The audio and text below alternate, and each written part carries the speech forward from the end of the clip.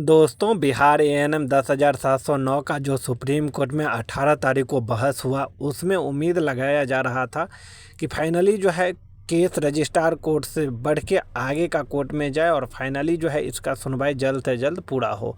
लेकिन आप लोगों ने देखा ही, सारा कुछ जो है समझा ही कि किस कारण बस जो है अभी तक ये केस जो है फिर से रजिस्ट्रार कोर्ट में ही अटका हुआ है और फाइनली जो है आगे जज साहब के बेंच में नहीं गया।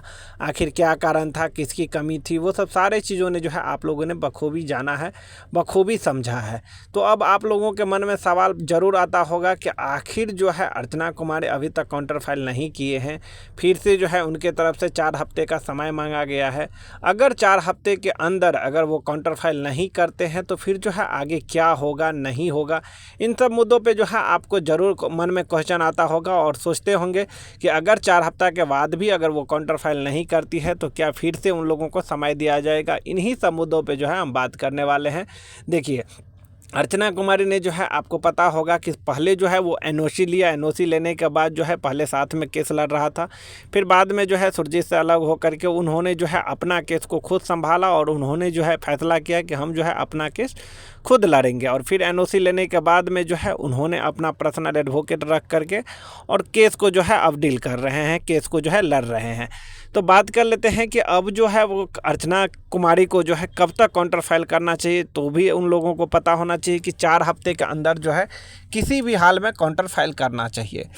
अब जो है कुछ लोग हैं, उनके जो पहले टीम थे, उन लोगों ने जो है चाह रखा है कि अर्चना कुमारी जो है वो कैसे भी जो है काउंटर फाइल नहीं करे, क्योंकि काउंटर फाइल करने से जो है अर्चना कुमारी को काउंटर फाइल करने से जो है उन लोगों को मुसीबत ना हो, इसलिए वो लोग चाह रहे हैं कि किसी भी हाल में जो है काउंटर फाइल अर्चना कुमारी नहीं करे। लेकिन फाइनली मैं कहता हूं कि काउंटर फाइल जो है उनको करना ही पड़ेगा 4 हफ्ते के अंदर। अगर 4 हफ्ते के अंदर वो काउंटर फाइल नहीं करता है तो केस जो है आगे बढ़ेगा और फाइनली जो है सुनवाई के लिए जज साहब के बेंच में चला जाएगा। 4 हफ्ते के बाद जो है उन लोगों को किसी तरीके का समय नहीं दिया जाएगा।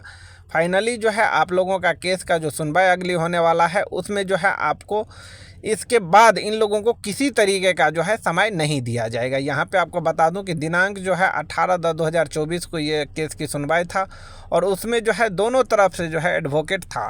फाइनली अर्चना कुमारी का जो नया एडवोकेट है वो भी था और फाइनली हम लोगों के तरफ से जो भी एडवोकेट को रहना था वो सारे एडवोकेट था, जिसका कि आप यहाँ पे देख सकते हैं। याचिकाकर्ताओं का एडवोकेट का जो है नाम भी देख सकते हैं, मनीष कुमार सना, यशवंत सलाहकार, सभी एडवोकेट यहाँ पे देख सकते हैं, देवेंद्र कुमार शुक्ला, सारा चीज़ जो है यहाँ पे दिया हुआ है और सारे एडवोकेट का जो है नाम भी यहाँ पे दिया हुआ है। तो अब बात कर लेते हैं कि क्या होगा अगर 4 हफ्ते के बाद अगर काउंटर फाइल नहीं होता है। तो देखिए, इनमें बहुत चीज़ों को जो है दर्शाया गया है। ये जजमेंट जब अब उठा के देखेंगे तो उसमें सारा कुछ कहा गया है। देखिए, कहा जा रहा था कि अभी तक जो है क्वालिफाई भी काउंटर फाइल नहीं किए हैं, तो फाइनली जो है इसका भी इसमें जो है सारा चीज़ डिटेल दिया हुआ है। क्वालिफाई के तरफ से जिनको भी नोटिस जारी हुआ था और जिसको रिस्पोंडेंट बनाया गया था, उन्होंने जो है क्लियरली कर दिया है कि हमारे तरफ से जो है कोई काउंटर फाइल नहीं होगा, क्योंकि हम लोग जो है ऑलरेडी एसएलपी में गए हैं, तो हम लोग जो है उनका जवाब एसएलपी के थ्रू से जो है दे देंगे। तो उनको जो है किसी भी तरह के काउंटर फाइल करने की जो है ज़रूरत नहीं आएगा। अब यहाँ पे आप लोगों को देखना होगा कि वकील की बात सुनने के बाद जो है न्यायालय ने जो है निम्नलिखित आदेश दिए हैं, उस आदेश को जो है आप लोगों को बखूबी जानना होगा और समझना होगा। इसी में जो है आप लोगों का सारा सवाल का जो है जवाब दिया हुआ है। यहाँ पे आप देख सकते हैं एसएलपी संख्या 12/6/96/2024, प्रतिवादी संख्या 1 और 3 तथा प्रतिवादी संख्या 9 को जवाबी हल्फनामा दायर करने के लिए 4 सप्ताह का जो है समय दे दिया गया है, समझे। प्रतिवादी संख्या 2 के वकील ने कहा है कि कल प्रतिवादी की ओर से जवाबी हल्फनामा दाखिल किया गया। रजिस्ट्रार को इसकी पुष्टि करने के लिए रिकॉर्ड को उदयंत करने के लिए कहा गया है।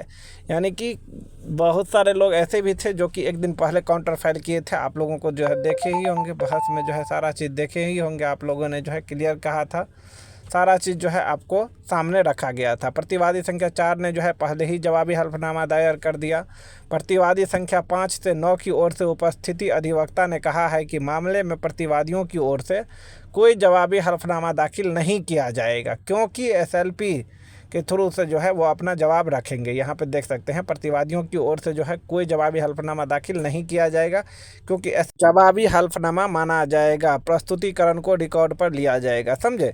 तो जो भी लोग कह रहे थे कि क्वालिफाई अभी तक जवाबी हल्फनामा या काउंटर फाइल नहीं किए हैं, उनको मैं क्लियर कर दूं कि जो भी क्वालिफाई की तरफ से नोटिस जारी किया गया था, उन लोगों ने जो है कोई काउंटर फाइल करने की जो है उन लोगों की ज़रूरत नहीं है। उन लोगों ने जो है अपना SLP के थ्रू जवाब देंगे। अब सिर्फ और सिर्फ जो अर्चना कुमारी है और जो भी संविदा कर्मी की तरफ से अभी तक जो है काउंटर फाइल नहीं किए हैं, उनको अगर काउंटर फाइल वो लोग जल्द से जल्द करते हैं तो केस जो है आपको जल्द से जल्द सुनवाई होगा। एक बात और मैं बता दूं कि देखिए, जो अंजलि कुमारी नया SLP किया है, उसके वजह से आप लोगों के मन में डाउट आता होगा कि उसके वजह से जो है केस डिले होगा या नहीं होगा। तो मैं एक चीज़ आप लोगों को बता दूं, देखिए इसमें जो है सारे लोगों को काउंटर फाइल करने के लिए बता दिया है, नोटिस जारी कर दिया है। तो नया SLP में जो है हमको उम्मीद नहीं लग रहा है कि फिर से जो है जज साहब जो है फिर से काउंटर मांगेंगे और फिर से जो है सबको जवाबी हल्फनामा मांगेंगे। अगर ऐसा होता है और अगर फिर से इन सभी रिस्पोंडेंट को जो है जवाबी हल्फनामा के लिए जो है नोटिस जाता है, तब जो है आप लोगों का केस में फिर बहुत लंबा समय लग जाएगा। लेकिन ये उम्मीद चांसेस जो है बहुत कम बनता है कि फिर से जो है काउंटर मांगेगा और फिर से जो है नोटिस जारी करेगा।